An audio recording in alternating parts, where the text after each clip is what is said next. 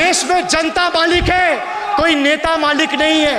The people of Bengal and the people of my constituency elected me third time with a margin of 7,10,000 votes, setting an example for Narendra Modi, Amit Shah and the minions of BJP and the rest of the country to see this is the people's power. Sir, if I'll have to bow, I'll bow before the power of the people. I will not bow before the people in power. These people needs to understand. Sir, if you audit the results of 2019 general elections, what will the audit show, sir? The election results are a direct audit of the performance of the Honorable Prime Minister and this government. The PM was the face, the body and the head of the BJP campaign, which cried, "Ab ki baar 400 par." And what is the result of that audit? The result of the audit is BJP lost heavily in Bengal. They were stunned in Uttar Pradesh, shaken up in Maharashtra. Their slogan was, "जो राम को लाए हैं हम उनको लाएंगे," backfired, sir. Okay. Their slogan of "जो राम को लाए हैं हम उनको लाएंगे" backfired. I would rather say प्रभु राम आए तो न्याय आया। कुछ वक्त जरूर लगा लेकिन इंसाफ आया। BJP not only faced a humiliating defeat from the Ayodhya seat, but it also lost Badrinath in the last by-election. That takes me back from where I started. वक्त बदल गया है. The Prime Minister now leads a creaky, vulnerable, shaky coalition, and it leads a coalition government which is just waiting to blow up. Rather than investing in the future of this country, it is unfortunate that the union government is investing for Modi ji's political survival at the expense of nation's well-being. Truth is, the Honorable Prime Minister is on borrowed time. You all are on borrowed time, mark my words. Yes. And I would like to end by saying, थोड़ा सब्र रखिए और कुर्सी का PT बांध लीजिए, मौसम बिगड़ने वाला है।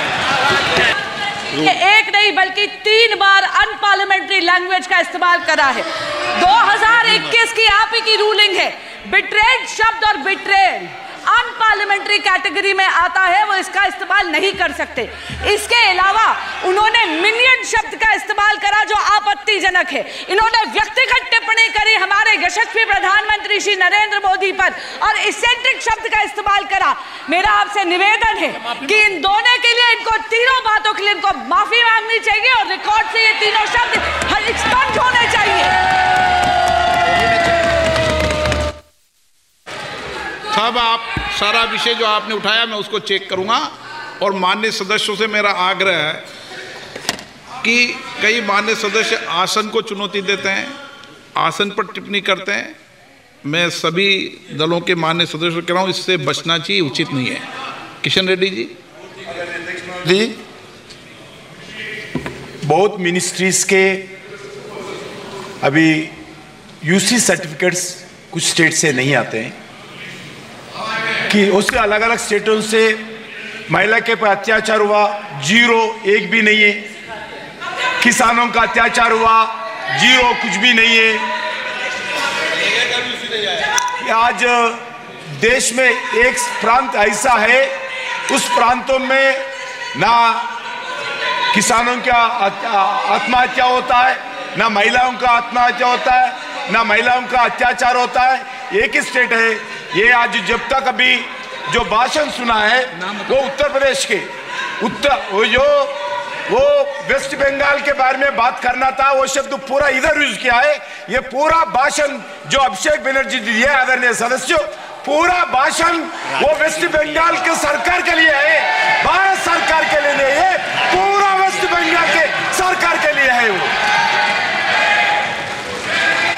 এদিন ইংরেজি শব্দ বাজেটের প্রতিটি অক্ষরকে অ্যাক্রোনিমে ভেঙে আক্রমণ শানিয়েছেন অভিষেক। তিনি বলেন, বাজেটের প্রথম শব্দ বি মানে বিট্রেয়াল, বিশ্বাসঘাতকতা। 2014 সালে আচ্ছে দিনের প্রতিশ্রুতি দিয়ে ক্ষমতায় এসেছিল বিজেপি। সাধারণ মানুষ, শ্রমিক, কৃষক এবং মহিলাদের সঙ্গে বিশ্বাসঘাতকতা করেছে বিজেপি সরকার।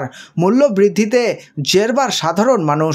1100 টাকা ছাড়িয়ে গিয়েছে সিলিন্ডারের দাম। মানুষের সঞ্চয় কমেছে, বেড়েছে ধার। ইউ মানে আনএমপ্লয়েড। মোদিজির तीसरी बार যুবক আবিবি বেরোজগার। বাংলায় বিভিন্ন প্রকল্পে কেন্দ্রীয় সরকার টাকা দেওয়া বন্ধ করে দিয়েছে বলেও অভিযোগ করে বিরোধীরা। এদিন অভিষেক বলেন, গত 1 দশক ধরে বাংলা বিরোধী অবস্থান নিয়েছে কেন্দ্র। কণ্ঠস্বর রোধ করেছে বাংলার। মিথ্যা প্রতিশ্রুতি দিয়েছিল বিজেপি। বাংলার সংস্কৃতিকে অপমান করেছে ওরা। গ্রামের গরিবদের বঞ্চিত করেছে কেন্দ্র।